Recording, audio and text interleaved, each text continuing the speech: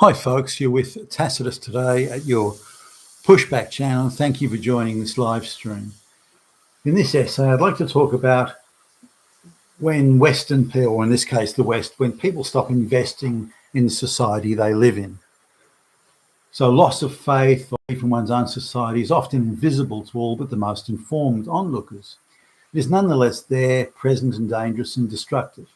It is somewhat analogous not maintaining and servicing, say, critical machinery and critical infrastructure such as roads and bridges. Once you stop investing in all that, then it starts to crumble and fall apart.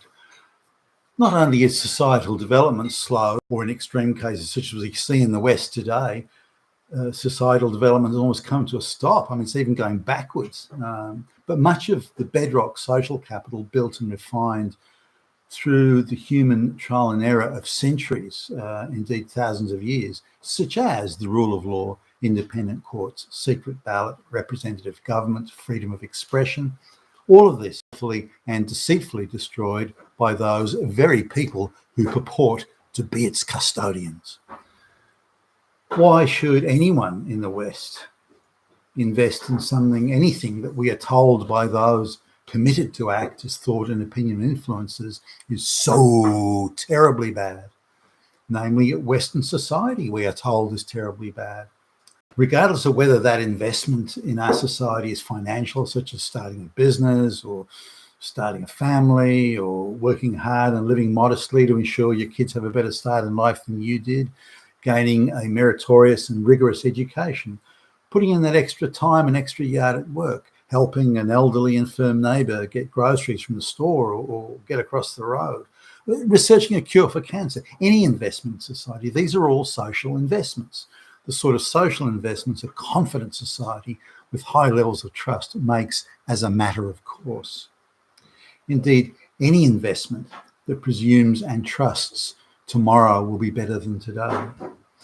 Much of the key societal future investment members of any society make has been all but suspended in the West. Many men will not marry or remarry or procreate, given the 1 in 2 chance of being financially obliterated in the divorce courts.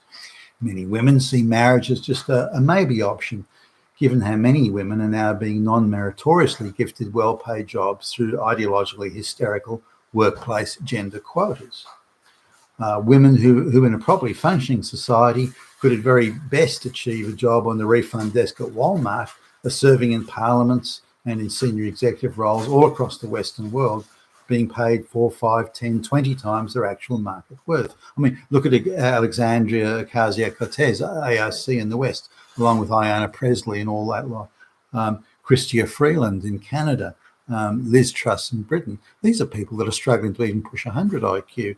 And look at them in the roles they've got. And this is an indication of the decline of our society.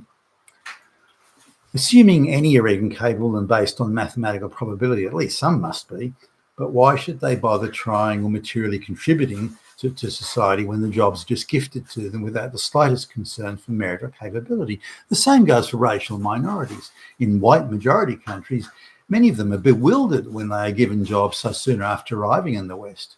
But rabid entitlement soon replaces this bewilderment, which in turn morphs into a godlike sloth. Why do any work that these recent migrants think when they assume that their natural brilliance is what landed them a job, not a mad, crazy, insane white society that gifts them jobs through quotas? What strange white people. These white people, they're so strange. The mass migration of brown and black immigrants who see themselves as a genetic unit group just in the West for the money and the handouts and the freebies. And they have nothing and want nothing to do with Western culture. They want to fit in or assimilate. Job gifting quotas allow them to bypass the natural pressure of market forces, the most qualified, somebody with the best English gets the job. And that pressure now doesn't even exist anymore. So now they don't have to integrate. They don't have to learn English. They don't have to do anything. They're just being gifted jobs through quotas. And this is slowing down the assimilation. But what it's also doing is creating a sense of separateness that, again, when we look at it, means non-investment in our society. Even third and fourth generations of immigrants, born in the West, still identify first and foremost with their genetic lineage and perceive they are here in the West to take, but not to give or not to share. They will not socially invest, they just plain won't. Mass immigration in many Western countries has reduced the white population from 99% to just 60% over the last 30 years. With racial intermarriage rates at being less than 2%, future prospects for social capital investment seem quite bleak. Why should younger people make any investment or contribution either now or to the future?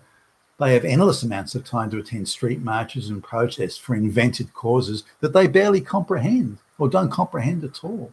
And they vomit torrents of online invective as to how much they hate everything about the wicked, evil white majority West. Nothing worthwhile can be done about the future until white society is eradicated. These kids have been brainwashed into believing. And then any insane future, no matter what it looks like, or the form it takes, must somehow be better than what we have now. How exactly will the anything is better than we have now actually work out to be better at all? But hey, if you're asking questions about that, you must be a fascist Nazi, damn Hitler. Rich societies have more social inequality than dirt poor societies. It therefore follows, in the ideology, dirt poor societies have more social equity than wealthy societies. As 50% infant mortality societies create less greenhouse gases, then they must be more virtuous, more moral than those damn evil, rich, fucking Hitler Nazi white folks. Now, I'm not sure any of these people that would espouse that ideology want to go and live in these poor societies. And if they do, it's only for a quick take a selfie visit. But rich societies have more, so inequality will be greater, but it seems to be beyond the comprehending capacity of these people. Now, societies that go through revolutions, whether they be imposed or organic, or swift and vicious, or slow walked, societies so afflicted inevitably, French Revolution, Bolshevik Revolution, you name it, inevitably go through an interregnum or a hiatus where hitherto norms are suspended or dispensed with altogether. Norms such as the rule of law, courts of law, representative democracy, freedom of the press, and so on. These norms are replaced by arbitrary law, arbitrary arrest, arbitrary detention, ideologically packed courts, controlled one narrative only allowed media, bodies politic and politicians openly working against the interests of the people, intense and fabricated denigration of those citizens least likely to benefit from the so-called revolution, orchestrated campaigns of moral fear and moral panic. Does any of that sound familiar? As a measure of disappearing social shared trust and general breakdown all across the Western world, governments at all levels have descended into aggressive grab what you can while you can cronyism.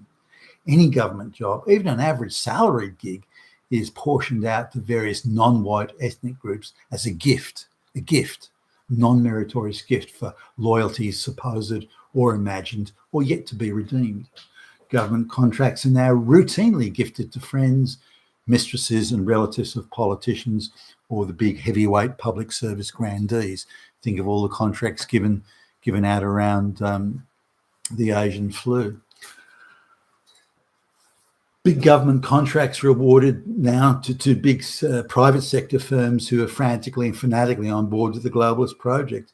They, in return for this, they must arrange for mass peasant migration into the West and pumping out those ridiculously cringeworthy press releases about how many black lesbians they've hired today. In short, it is very, very hard to find anyone or any group anywhere who wants to or will invest in Western social capital. I'm looking forward to seeing your thoughts below. You've been with Tacitus today, your Pushback channel, and thank you for listening.